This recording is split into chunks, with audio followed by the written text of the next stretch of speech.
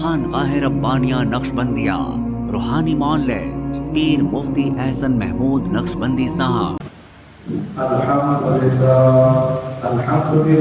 وحدہ وکفیٰ والصلاة والسلام علی من لا نبی بعدہ الذی بلغ الرسالہ وبلغ ونصح الأمة وكشف به الأمة وجاهد في سبيل الله حق جهاده حتى أتاه اليقين. أما بعد، قال الله سبحانه وتعالى في كلامه المجيد: أعوذ بالله من الشيطان الرجيم، بسم الله الرحمن الرحيم. إن أول بيت وضع للناس. صدق الله العظيم. سامعین گرامی قدر، انتہائی واجب و احترام سامعین و سامعات، ذی القعدہ کے مہینے کے اندر کائنات کے اندر ایک تاریخی واقعہ پیش آیا. اس حوالے سے آپ کے خدمت میں گوش گزار کرنا ہے تاکہ ہمارے علم کے اندر اضافہ بھی ہو اور ساتھ ساتھ ہمارے عمل کے اندر ترقی بھی آئی اور مضبوطی بھی آئی. وہ ہے بیت اللہ شریف کی تعمیر. ایک ہے بیت اللہ شریف کی تعمیر، ایک ہے بیت اللہ شریف کی تاریخ. دو چیزیں الگ الگ ہیں. ایک ہے بیت اللہ شریف کی تاریخ کہ کس طرح یہ بیت اللہ مارد وجود میں آیا. ایک ہے بیت اللہ شریف کی تعمیر کہ اس کو تعمیر کیسے کیا گیا. یہ دونوں الگ الگ باتیں ہیں. سب سے پہلی بات بیت اللہ شریف کی تاریخ کہ اس کو وجود کیسے ملا. روایات میں آتے ہیں ایک وقت تھا کہ صرف اور صرف اللہ کی ذات موجود تھی اور کچھ بھی نہیں تھا. اللہ تبارک و تعالیٰ نے اپنی قدرت سے ایک سبز موتی پیدا فرمایا. اس سبز موتی پر جب نگاہ فرمائی تو اس سبز موتی کے اوپر نگاہ ڈالتے ہی وہ سارا پانی بن گیا. پھر ایسا ہوا کہ اوپر رب کا عرش تھا اور نیچے پانی تھا، جسے قرآن کہتا ہے وَكَانَ عَرْشُهُ عَلَى الْمَاءِ. اوپر عرش اور وہ بھی اللہ کی قدرت سے ڈھالا ہوا اور نیچے پانی وہ بھی اللہ کی قدرت سے ڈھالا ہوا. پھر دوبارہ اللہ تبارک و تعالیٰ نے نگاہ روب فرمائی اس پانی کے اوپر تو وہ پانی ابلنے لگا. ابلتے ابلتے اس سے جب پانی ہانڈیا کے چولہے کے اوپر رکھتے ہیں ہانڈیا میں ڈال کر تو جب پانی ابلتا ہے تو اس میں سے دھواں نکلتا ہے. اور وہ جو دھواں تھا وہ جب دھواں اوپر اٹھا تو اللہ نے اس دھویں سے آسمانوں کو بنا دیا. اور جب پانی ہل ہل کر ختم ہو گیا تو نیچے معلوم ہے کہ دشکے کے اندر یا ہانڈیا کے اندر تن چھٹ باقی رہ جاتی ہے جس سے پتہ چلتا ہے کہ یہاں کچھ تھی اور وہ خشک ہو گیا. اس تن چھٹ سے اللہ پاک نے بیت اللہ شریف کی جگہ کو بنایا اور وہیں سے اللہ نے پوری کائنات کے اندر زمینوں کو پھیلا دیا. اب وہاں سے اللہ پاک نے پوری کائنات کے اندر زمینوں کو پھیلا دیا. زمین وہاں سے پھیل گئی اور اس لیے آج بیت اللہ شریف جو بنا ہے یہ وسط دنیا میں بنا ہے. یعنی پوری دنیا کا درمیان نکالا ہے تو درمیان میں یہ بیت اللہ شریف ہے. تو گویا کہ اللہ تبارک و تعالیٰ نے کے درمیان میں بنایا، اور پوری دنیا کے اندر جو پھیلی ہوئی زمین ہے وہ بیت اللہ شریف سے یوں پوری دنیا کے اندر زمین پر اللہ پاک نے پوری دنیا کا جہاز بچھا دیا. یعنی وہ پانی کی تل چھڑ سے اللہ نے پوری کائنات کی زمین بچھا دی، اس کے دھوئیں سے اللہ پاک نے آسمانوں کو بنا دیا. اب جب آسمان بن گئے تو اب اللہ پاک نے فرشتوں کو، جب آدم علیہ السلام کے والد سے جب بات کی تھی تو فرشتوں نے ایک سوال پوچھا تھا جس کے اوپر اللہ پاک ان سے ناراض ہو گئے تھے. تو فرشتوں نے اللہ پاک کے عرش کے گرد طواف کرنا شروع کر دیا. روایات میں آتا ہے 3 گھنٹے جب مسلسل فرشتوں نے طواف فرمایا تو اللہ پاک نے نگاہ کرم فرمائی اور بیت اللہ شریف کے نیچے بیت المعمور فرشتوں کی عبادت گاہ کا گھر بنا.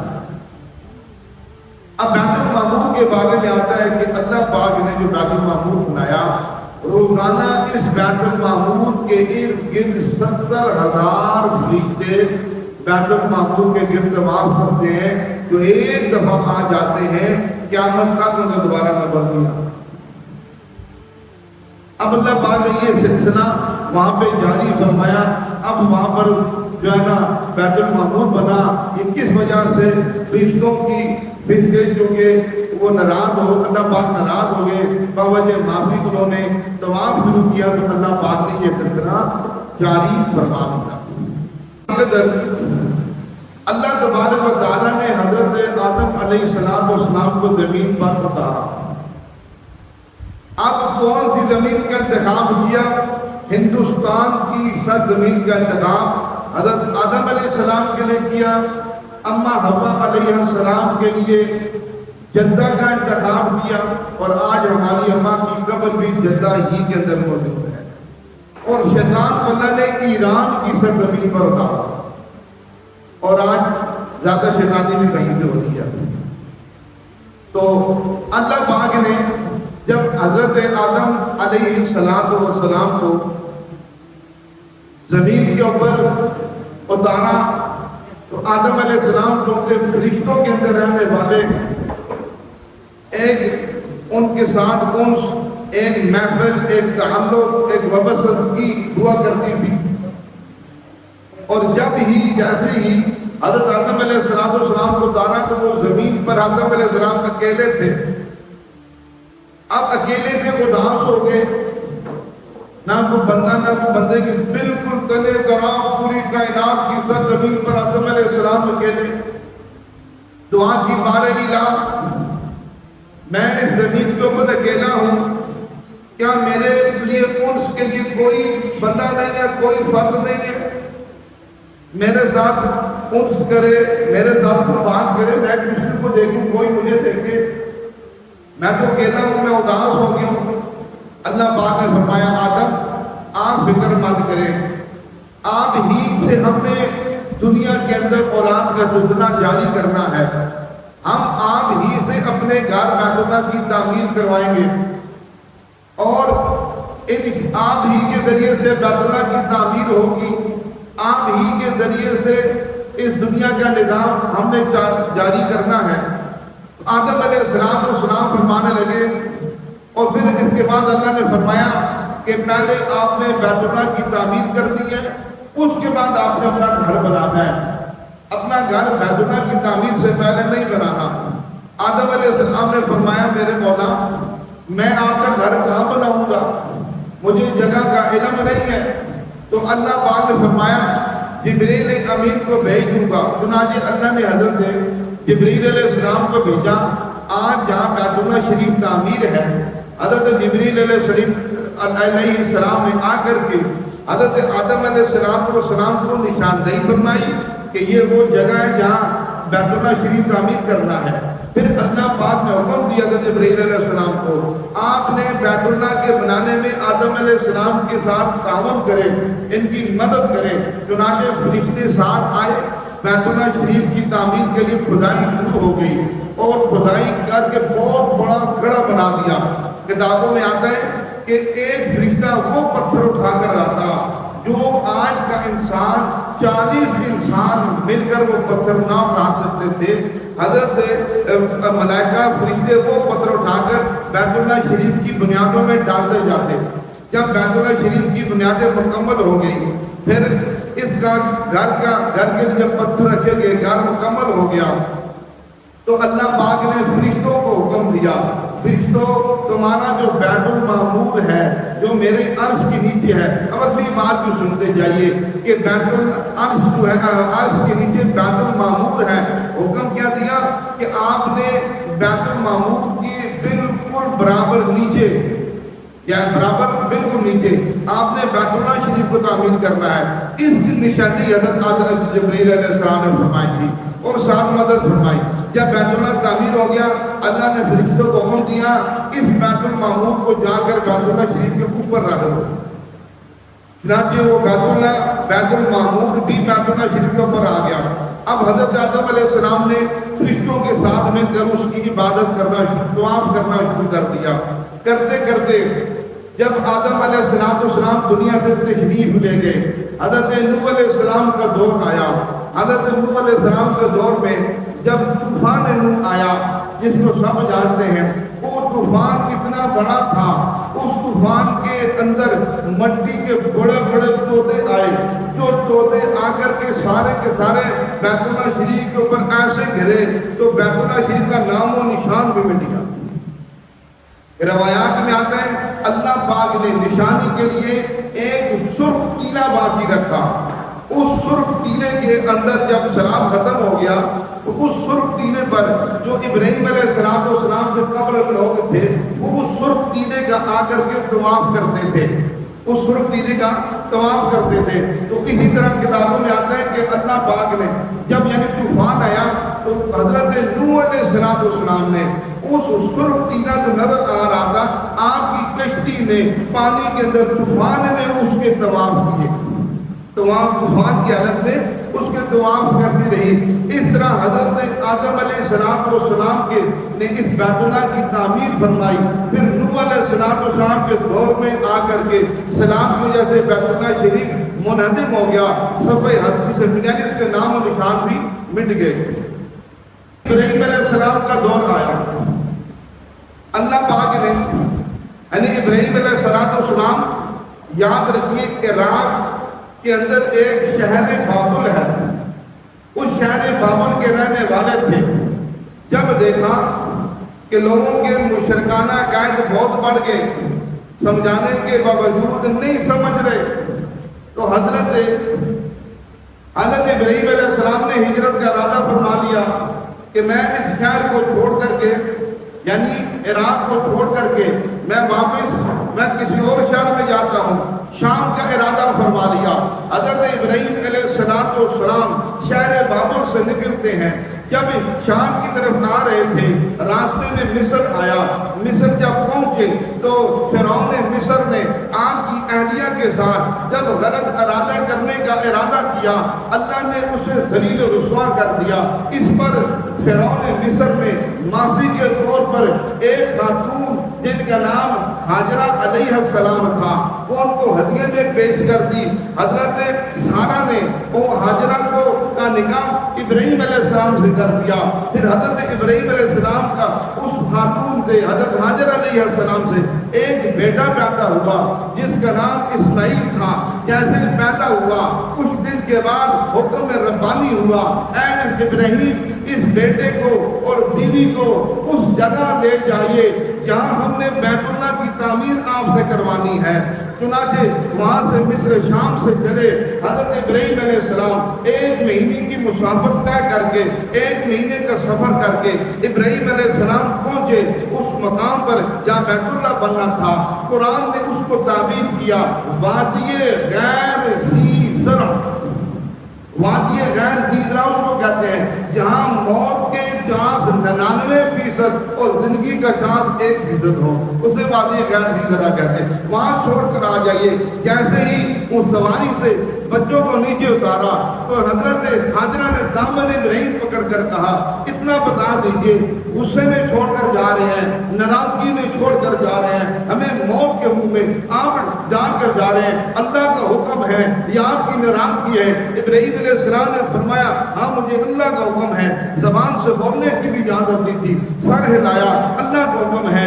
دامن ابراہیم چھوڑ کر سیدہ حاجرہ فرما لے گی اب آپ جا سکتے ہیں، وہ رب ہمیں ضائع نہیں کرے گا۔ چنانچہ ابراہیم علیہ السلام چلے گئے۔ الغرض بچے کو دانا پانی ختم ہو گیا، حاجرہ کبھی صفا پہ کبھی مروہ پہ کبھی صفا پہ ایسے چکر لگاتے لگاتے 7ویں چکر پہ آواز آئی، دیکھا کہ حضرت جبرائیل علیہ السلام نے اپنا پر مارا تو زمزم کا چشمہ جاری ہو گیا، وہ پانی پیا۔ الغرض جب بیٹا جوان ہو گیا، شادی ہو گئی، اللہ نے حکم دیا جائیے ابراہیم اب جا کر میرا گھر تعمیر کرے۔ حضرت ابراہیم علیہ السلام پہنچتے ہیں، بیٹے اس کو کہا بیٹا اب تیار ہو جاؤ، ہم نے اللہ کا گھر تیار کرنا ہے۔ بیٹے نے کہا ابا جان میں تیار ہوں، جو حکم ہوگا میں اس کے لیے تیار ہوں۔ چنانچہ حضرت ابراہیم علیہ السلام نے بیٹے کے ساتھ مل کر کے اب بیت اللہ شریف کی تعمیر کرنا شروع کر دی۔ دونوں باپ بیٹے نے مل کر کے بیت اللہ کی بنیادیں بنائی، پھر پتھر لا کر کے اس کی تعمیر شروع کر دی۔ آج بھی جو اللہ جنہیں سعادت نصیب کرتے ہیں حج کی یا عمرے کی، وہ دیکھتے ہیں حجر اسود کے قریب ایک پتھر محفوظ ہے جسے کہتے ہیں یہ مقام ابراہیم ہے، اس کے اوپر آج بھی اسی حالت کے پاؤں نصب ہے ابراہیم علیہ السلام کے، کہ اس پتھر کے اوپر کھڑے ہو کے بیت اللہ شریف کی تعمیر کرتے تھے۔ اوپر جانا ہوتا تو پتھر اوپر چلا جاتا، پتھر اٹھانے کے لیے آگے جانا تھی، پتھر چل کر آگے چل پڑتا، نیچے آنا تھا پتھر نیچے، ایسے ہی چلتا پتھر آپ کے ساتھ۔ اللہ نے آج تک اس پتھر کو محفوظ کر کے رکھا ہوا ہے۔ تو اس پتھر کے اوپر کھڑے ہو کر تعمیر مکمل ہو گئی۔ اللہ پاک نے فرمایا اے میرے ابراہیم اب آپ اس پتھر کے اوپر کھڑے ہو کر اعلان کریں لوگوں آؤ اس حج اس بیت اللہ کی زیارت کے لیے آؤ۔ ابراہیم علیہ السلام فرمانے لگے میرے مولا میں کیسے اعلان کروں؟ میں اعلان تو کروں گا، یہاں جنگل ویرانے پہاڑیاں، میری آواز کہاں جائے گی؟ فرمایا اعلان کرنا تیرا کام ہے، دنیا کے آخری انسان تک آواز پہنچانا ہمارا کام ہے۔ اس پتھر کے اوپر کھڑے ہو کر ابراہیم علیہ السلام اعلان کرتے ہیں اے لوگو اللہ نے اپنا گھر بنایا، آؤ اس کی زیارت کے لیے۔ کتابوں میں آتا ہے معجزاتی طور پر اللہ نے یہ آواز دنیا کے آخری انسان تک پہنچا دی۔ اس لیے کتابوں میں آتا ہے کہ اب قیامت کے تک اس بیت اللہ شریف کا جتنے لوگ حج کرتے رہیں گے، جتنے لوگ طواف کرتے رہیں گے، جتنے لوگ عمرے کرتے رہیں گے، حضرت ابراہیم علیہ السلام کو کامل حج عمروں کا ثواب ملتا ہے۔ اللہ پاک کامل اس وجہ سے ایسے جیسے نہیں کہتے مسجد میں 1 روپے دے 10 روپے دے جو توفیق ہو دے، قیامت تک اللہ اس کو اس کا اجر عطا فرماتے رہیں گے۔ جب تک لوگ عبادت کرتے رہیں گے اللہ اس کو اس کا اجر عطا فرماتے رہیں گے۔ اس لیے تمام دنیا کی مسجدیں بیت اللہ کی بیٹیاں ہیں۔ حضرت ابراہیم علیہ السلام اور حضرت اسماعیل علیہ السلام جب دنیا سے چلے گئے، قوم عمالقہ آئی، اس نے دیکھا بیت اللہ شریف منہدم ہو گیا ہے۔ قوم عمالقہ نے مل کر دوبارہ بیت اللہ شریف کی تعمیر کی۔ قوم عمالقہ کے بعد ایک قوم آئی، قوم جرہم، اس نے دیکھا بیت اللہ شریف گر چکا ہے، پھر اس نے دوبارہ تعمیر کی۔ پھر قریش کا دور آیا جب پاک پیغمبر صلی اللہ علیہ وسلم کی عمر مبارک 25 سال ہو چکی تھی۔ قریش نے ارادہ کیا ہم بیت اللہ شریف کی تعمیر نو کرتے ہیں، دوبارہ سے کرتے ہیں۔ انہوں نے جب بیت اللہ شریف کو گرا کر تعمیر شروع کر دی، اسی اثنا میں جدہ کے سمندر کے قریب ایک بحری جہاز جو آ کر تباہ ہو گیا، اس کے اندر بڑی قیمتی لکڑی تھی۔ انہوں نے کہا یہ اچھا موقع مل گیا، وہ وہاں سے لکڑی لا کر جب بیت اللہ شریف کی تعمیر شروع کر دی۔ اللہ پاک کو یہ بات نہ پسند آئی، میرا گھر ہو اور مال حرام سے یہ تیار ہو۔ اس کے اوپر اچانک ایک دن دیکھا اژدہا بیٹھا ہوا ہے جو لوگوں کو قریب بھی نہیں آنے دیتا۔ یہ سمجھ گئے ہماری کوئی غلطی ہے جس کی وجہ سے یہ کام ہو رہا ہے۔ چنانچہ انہوں نے اللہ سے معافی مانگی، اللہ نے اسلحہ کو دور کر دیا۔ پھر دوبارہ ولید بن مغیرہ اس نے کہا کہ نہیں، اب یہ مال حرام سے اس کو ختم کرو اور حلال اور پاکیزہ مال لے کر آؤ جس سے ہم بیت اللہ شریف کی تعمیر کریں۔ چنانچہ قریش نے حلال اور پاکیزہ مال جمع کرنا شروع کر دیا، اس سے بیت اللہ شریف کی تعمیر کرنا شروع کر دی۔ چنانچہ ایسا ہوا جب بیت اللہ شریف کی تعمیر کر رہے تھے تو پہلے حضرت ابراہیم علیہ السلام کی بیت اللہ کے جو بنایا تھا اس میں اور اس بیت اللہ میں قریش نے 3 فرق کر دیے، 3 یعنی نمایاں جدائیاں کر دی۔ پہلی جدائی یہ کی، ابراہیم علیہ السلام نے جو گھر بنایا تھا اس کے 2 دروازے تھے، اب جب انہوں نے بنایا ایک دروازہ رکھا۔ آپ جانتے ہیں حضرت مقام ابراہیم کے سامنے ایک دروازہ موجود ہے۔ جب ابراہیم علیہ السلام نے بیت اللہ کی تعمیر کی تھی، دونوں دروازے زمین سے جڑے ہوئے تھے، آرام سے دروازہ کھول کے اندر جا سکتے تھے، لیکن قریش نے بلندی اونچا کر دیا کہ ہر ایک بیت اللہ شریف کے اندر داخل نہ ہو سکے۔ تیسری تبدیلی یہ کر دی کہ انہوں نے کچھ حصہ 6 فٹ کا حصہ انہوں نے حتیم کا علاقہ کر دیا، کیونکہ مال کم پڑنے کی وجہ سے بیت اللہ شریف کے اندر حصہ داخل تھا حتیم کا، اس کو باہر کر دیا۔ 3 تبدیلیاں لائی۔ اس طرح کر کے انہوں نے بیت اللہ شریف کی تعمیر مکمل کی۔ جب بیت اللہ شریف کی تعمیر مکمل ہو گئی تو اس طرح یہ سلسلہ چلتا رہا۔ جب آپ صلی اللہ علیہ وسلم نے توجہ فرمائیے گا، مکہ جب فتح ہوا، آپ صلی اللہ علیہ وسلم نے مکہ فتح ہونے کے بعد آپ نے اپنی تمنا، اپنی خواہش کا اظہار فرمایا اور صحابہ نے فرمایا، اے میرے صحابہ، میں چاہتا ہوں میں اس بیت اللہ کی تعمیر طرز ابراہیمی پر لاؤں، جیسے جد امجد نے بنایا تھا میں اس کو لاؤں، یہ قریش کی تبدیلیاں میں ختم کر دوں، لیکن فرصت نہ ملی، دنیا سے پردہ فرما گئے۔ آپ صلی اللہ علیہ وسلم دنیا سے تشریف لے گئے۔ حضرت عبداللہ بن زبیر ان کے یہ علم میں بات تھی، انہوں نے کہا کہ میں پیغمبر علیہ السلام کی تمنا کو، خواہش کو پورا کروں گا۔ حضرت عبداللہ بن زبیر نے بیت اللہ شریف کو گھرا کر کے طرز ابراہیمی کے اوپر انہوں نے بیت اللہ کی تعمیر کر دی۔ بعد میں جب حجاج بن یوسف نے عبداللہ بن زبیر رضی اللہ تعالیٰ عنہ کو شہید کر ڈالا، شہید کرنے کے بعد اس نے حجاج بن یوسف نے پھر طرز قریش کے اوپر بیت اللہ شریف کی تعمیر کر دی، جیسے قریش نے بنایا تھا آج بھی اسی طرز کے اوپر باقی ہے۔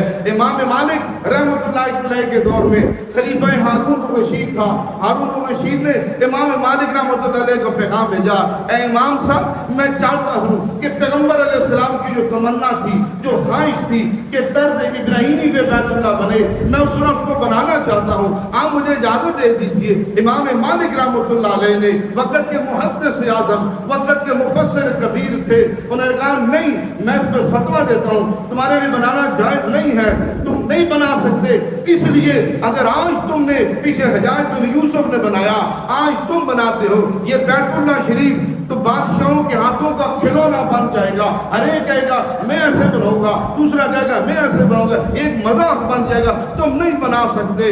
اس لیے حجاج بن یوسف نے جو بنایا تھا آج بھی وہی بیت اللہ موجود ہے۔ 100 سال کے بعد ایک بادشاہ آیا، اس نے آ کر جو آج سفید پٹیاں بیت اللہ شریف میں نظر آتی ہیں وہ اس نے آ کے صرف لگائی، یعنی بلاکوں کے اندر، پتھروں کے اندر جو سفید لائنیں ہیں سیمنٹ، وہ اس نے لگائی، اس کے علاوہ اس کو کوئی نہیں بدل سکا۔ اس لیے حدیث پاک میں آتا ہے، روایات میں آتا ہے، جب تمام مقدسات کو اٹھایا جائے گا، اللہ جل شانہ بیت اللہ شریف کو بھی اٹھائیں گے، فرشتے بیت اللہ کو اٹھا کر کے پاک پیغمبر صلی اللہ علیہ وسلم کے روضے اطہر کے پاس لے کر آئیں گے۔ روایات میں آتا ہے بیت اللہ شریف حضور کے روضے کے پاس آ کر سلام عرض کرے گا، السلام علیکم یا رسول اللہ، حضور جواب دیں گے وعلیکم السلام یا بیت اللہ۔ جب جواب دے کر حضور پوچھیں گے اے بیت اللہ بتا میری امت نے تیرے ساتھ کیا معاملہ کیا ہے اور تو نے ان کے ساتھ کیا سلوک کیا ہے، بیت اللہ جواب دے گا محبوب کبریا جو آپ کا امتی مجھ تک پہنچ گیا، جس نے میرا طواف کر لیا، میں قیامت کے دن اس کی شفاعت کی ذمہ داری لیتا ہوں، جو مجھ تک نہ پہنچ سکا اس کی شفاعت کی ذمہ داری آپ پر چھوڑ۔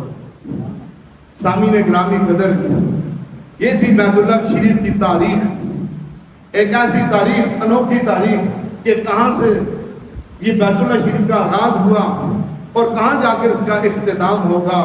اللہ نے ہمیں یہ سعادت نصیب فرمائی ہے، اس لیے روایات میں آتا ہے کہ اللہ نے ہر مسلمان، ہر ایمان والے کے دل میں غیب بھی اس کی عظمت ڈال دی ہے، غیب بھی اس کی دیکھا نہیں ہے، اس کی محبت ڈال دی ہے اور تڑپ اور طلب ڈال دی ہے، کس طرح مجھے موقع ملے، میری جان لگ جائے، میرا مال لگ جائے، میں اپنے اللہ کے گھر کی زیارت کر لوں۔ جنہوں نے زیارت کی اللہ کے گھر کی، اللہ نے بار بار نصیب کر دے، جنہوں نے نہیں کی انہیں اللہ اسی سال جانے کی توفیق نصیب فرما دے۔ وآخر دعوانا ان الحمد للہ۔ ہمارے ہاں جادو، جنات، بندش اور نظر بد کا شافی علاج قرآن و سنت کی روشنی میں کیا جاتا ہے۔